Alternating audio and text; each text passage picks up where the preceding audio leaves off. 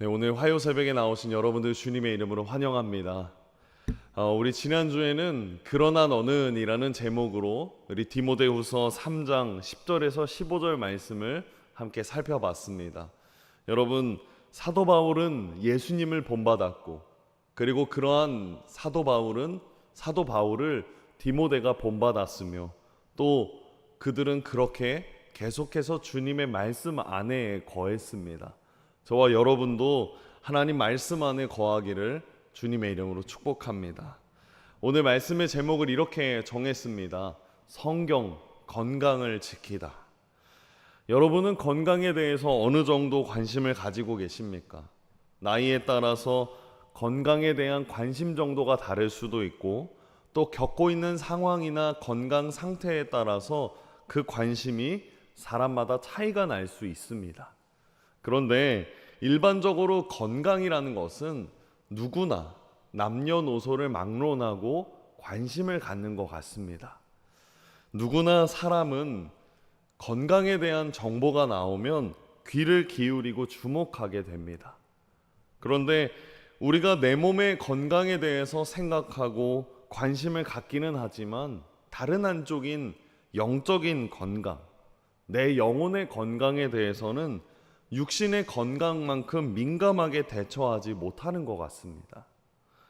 예수님을 모르는 사람들이야, 영적인 것을 모르는 사람들이야 그럴 수 있지만, 우리는 다르지 않습니까? 참된 생명을 소유하는 우리에게는 영적 건강을 잘 관리해야 할 책임이 있습니다. 우리가 우리 몸의 건강을 위해서 관심을 가지고 수고하는 것처럼 우리의 영적 건강을 지키기 위한 노력이 반드시 필요합니다. 그렇다면 우리는 영적 건강을 지키기 위해서 어떻게 해야 될까요? 여러분, 육신의 건강을 지킬 때 중요한 요소들이 여러 가지가 있겠지만, 가장 중요한 요소로 저는 먹는 것을 꼽하고 싶습니다. 잘 먹는 것이 우리 육신의 건강을 지키는 것처럼, 잘 먹는 것은 영혼의 건강도 지키는 중요한 요소라고 생각합니다. 우리 영혼의 건강을 위해 우리가 먹어야 되는 것이 무엇입니까? 하나님의 말씀이죠. 하나님 말씀은 영적 양식에 비유합니다. 예수님께서 마태복음 4장 4절에 이렇게 말씀하셨습니다. 예수님께서 대답하여 이르시되 기록되었으되 사람이 떡으로만 살 것이 아니요 하나님의 입으로부터 나오는 모든 말씀으로 살 것이라 하였느니라 하시니. 우리가 먹는 음식이 우리의 몸을 만들고 건강을 지키는 것처럼, 영적인 음식인 하나님의 말씀은 우리의 영혼을 건강하게 만듭니다. 여러분은 영적 건강을 얼마나 자주 체크하십니까? 나의 영적인 건강은 삶의 태도, 그리고 영성, 사람들과의 관계, 그리고 인격에서 나타납니다.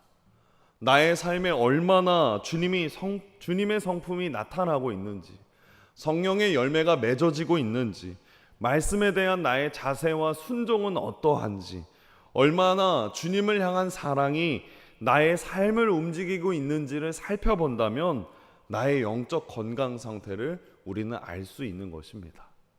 만약 우리가 영적인 양식을 먹는 것을 소홀히 여긴다면 그 영향이 바로 나타날 것입니다.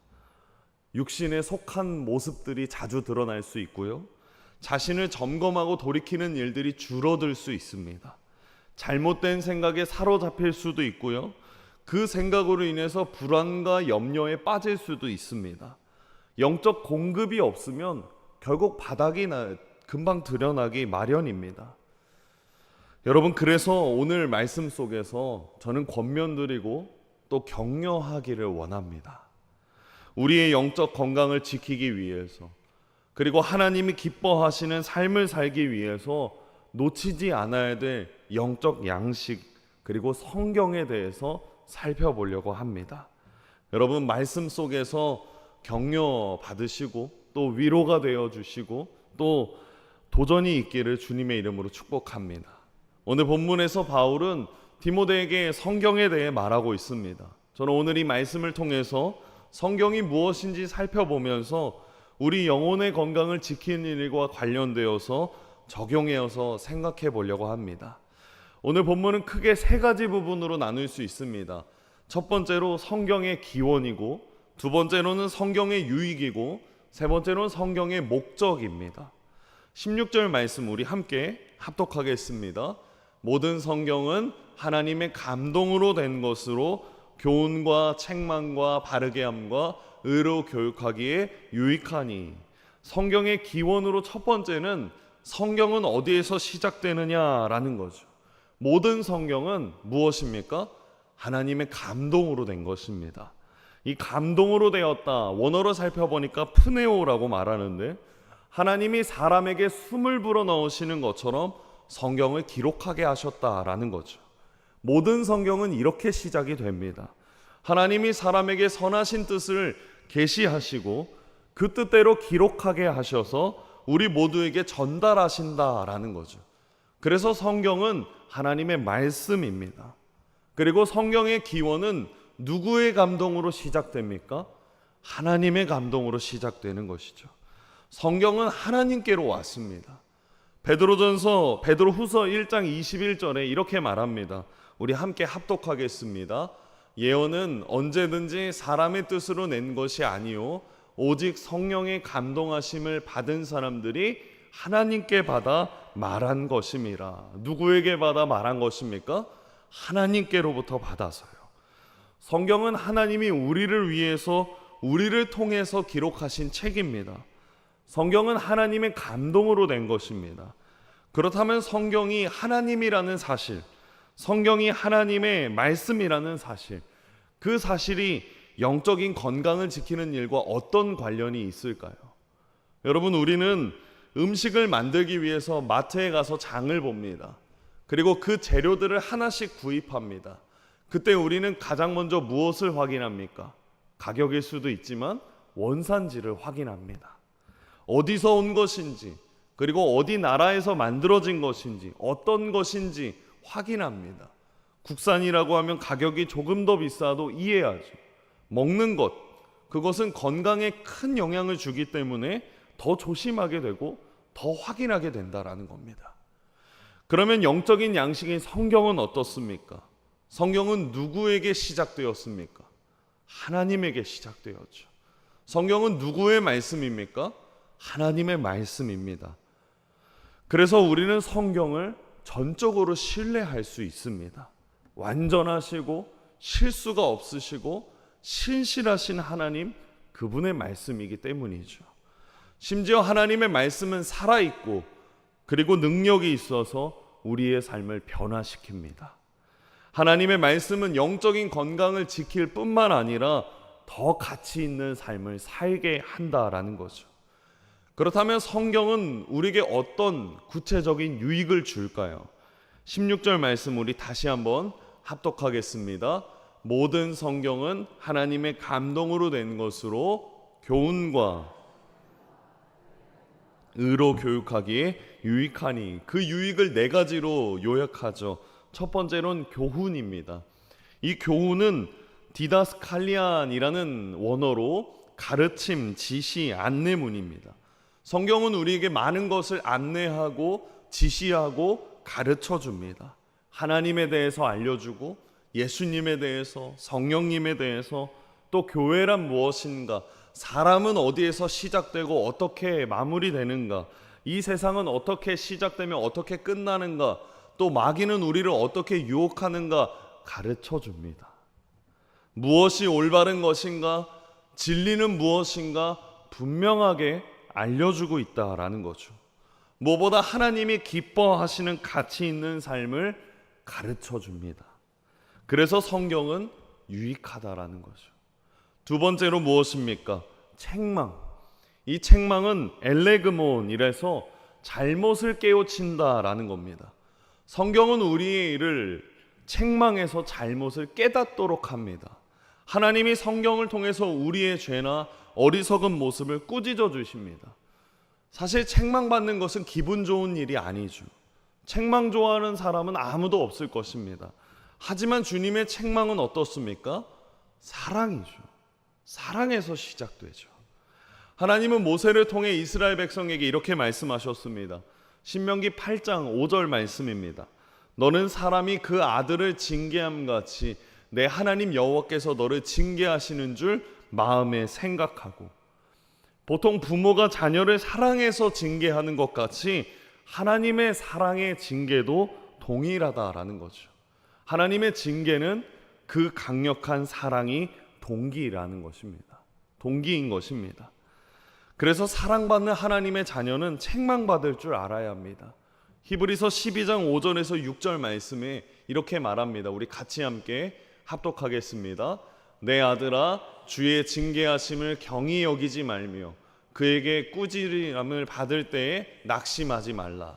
주께서 그 사랑하는 자를 징계하시고 주님의 징계를 가볍게 여기지 말고 낙심하지 말라라고 말씀합니다. 주님의 징계와 책망 가운데 있는 사랑을 기억하기를 축복합니다. 세 번째로 바르게 하다라는 것인데, 이 바르게 하는 것은 책망 다음 단계이죠. 이 바르게 함, 에파노르도신, 그것은 회복과 개혁을 뜻합니다. 책망이 우리의 잘못을 깨닫도록 한다면 바르게 한다라는 것은 그러한 잘못을 바로잡아서 회복시키고 개혁시키는 것입니다. 만약 우리가 책망만 듣는다면 우리는 좌절에 빠지기 쉬울 것입니다. 그리고 반발심이 생기기 마련일 것입니다. 그러나 성경은 이렇게 말하죠. 예를 들어서 여러분, 배가 너무 아파서 병원에 갔습니다. 그런데 의사 선생님이 이렇게 말합니다. 환자분, 이제 맵고 짠 거 그만 드세요. 엑스레이를 보여주면서 여기 장이 꼬여 있지 않습니까? 그러니 집에 가서 냉장고에 있는 모든 매운 거, 짠 거를 다 버리세요. 그렇게 말만 한다면 여러분, 우리는 더 고통스럽지 않습니까? 하지만 성경은 뛰어난 의사처럼 우리의 문제를 지적해 주면서 어떻게 치료해야 되는지, 그리고 회복될 때까지 동행한다라는 것입니다. 친절한 의사이자 친절한 간호사처럼 우리의 잘못된 점을 알려줄 뿐만 아니라 어떻게 고칠 수 있는지, 어떤 방법으로 치료될지를 도와준다라는 거죠. 그래서 유익한 것입니다. 네 번째로 무엇입니까? 의로 교육함. 의로 교육한다, 교육하다, 파이데이안이라는 말인데, 이것은 아이를 훈육시키는 것과 관련된 표현입니다. 그래서 이 훈련이라는 것은 이 교육하다라는 것은 훈련이란 뉘앙스가 더 많이 함축되어 있습니다. 성경은 우리를 바로잡을 뿐만 아니라 부모가 자녀를 훈육시키는 것처럼 계속해서 바른 상태에 머물 수 있도록 훈련시킨다라는 거죠. 우리의 인생이 어떻습니까? 한번 책망받는다고 해서 그 모든 것이 고쳐집니까? 우리가 잠깐만 자신을 돌아보면 그렇지 않다라는 것을 우리는 쉽게 알 수 있을 것입니다. 반복해서 같은 잘못을 할 때도 있고, 똑같은 실수를 할 때도 있고, 그래서 필요한 것이 훈련이자 교육이라는 것이죠. 올바른 방법의 교육, 올바른 방법의 훈련, 그것을 통해서 하나님이 원하시는 모습으로 살아가도록 가꾸어 가는 것입니다. 그래서 유익한 것입니다. 여러분, 이처럼 우리가 성경의 유익을 제대로 안다면 성경을 가까이 할 것입니다. 이 유익을 놓치지 않기를 축복합니다. 말씀을 읽고, 말씀을 듣고, 말씀을 묵상하며 공부하시길 소망합니다. 사랑하는 사람의 편지를 계속 읽고 계속 읽어도 지겹지 않은 것처럼, 또 읽을 때마다 또 다른 감정이 몰려오고 그 사람의 또 다른 사랑을 발견하는 것처럼 하나님의 말씀 속에 그러한 반복과 훈련과 그리고 유익이 있기를 주님의 이름으로 축복합니다. 마지막으로 살펴볼 것은 성경의 목적이죠. 우리 17절 말씀 함께 합독하겠습니다. 이는 하나님의 사람으로 온전하게 하며 모든 선한 일을 행할 능력을 갖추게 하려 함이라. 하나님은 성경을 주셨습니다. 그리고 성경이 주는 유익을 우리로 하여금 얻게 하셨습니다.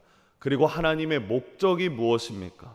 오늘 말씀의 제목을 생각하면서 왜 성경을 주셔서 영적인 건강을 우리에게 허락하실까요?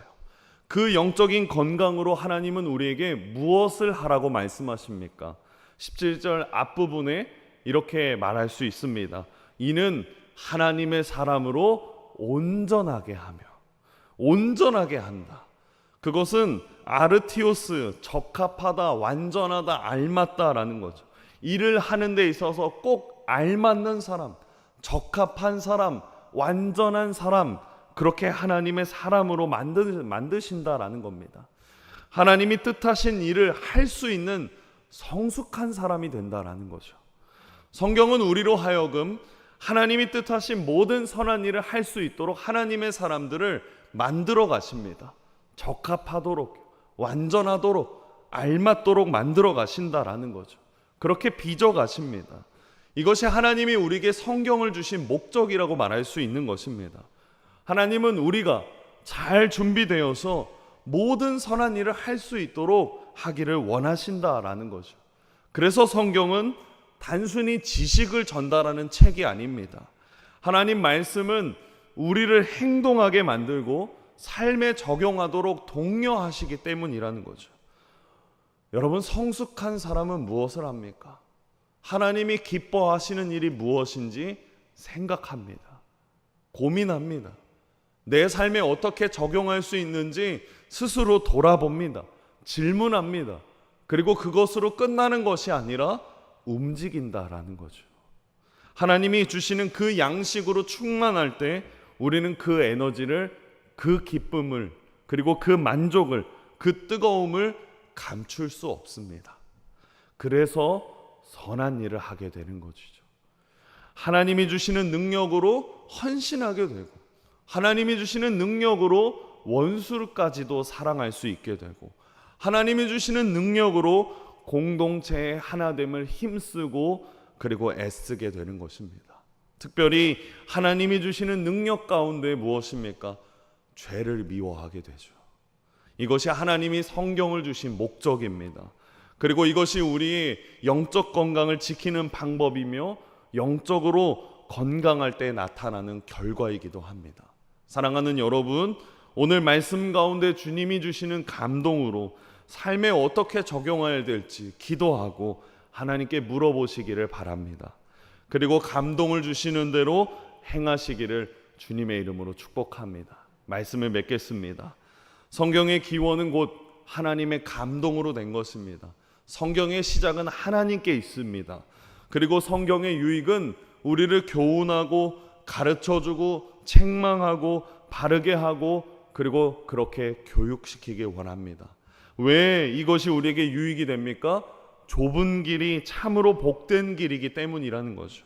그리고 이 좁은 길을 주님이 먼저 가셨고 우리는 주님을 따라 그 길을 걸어갑니다.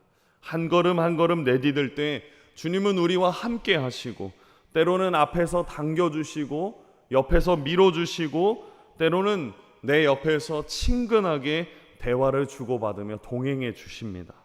우리 주님은 언제나 우리와 함께 하십니다.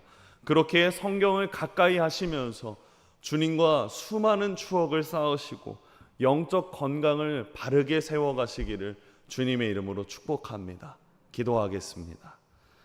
사랑의 주님, 감사합니다. 언제나 우리와 동행하심에 감사합니다. 건강함을 세워갈 때 도와주심에도 너무나도 감사합니다. 때로는 죄에 넘어지고 무너지는 우리를 용서해 주시고 다시금 일어설 때 주님께서 우리의 마음에 용기를 주시며 손과 발을 잡아주셔서 주님만 의지하는 우리가 되게 해 주시옵소서.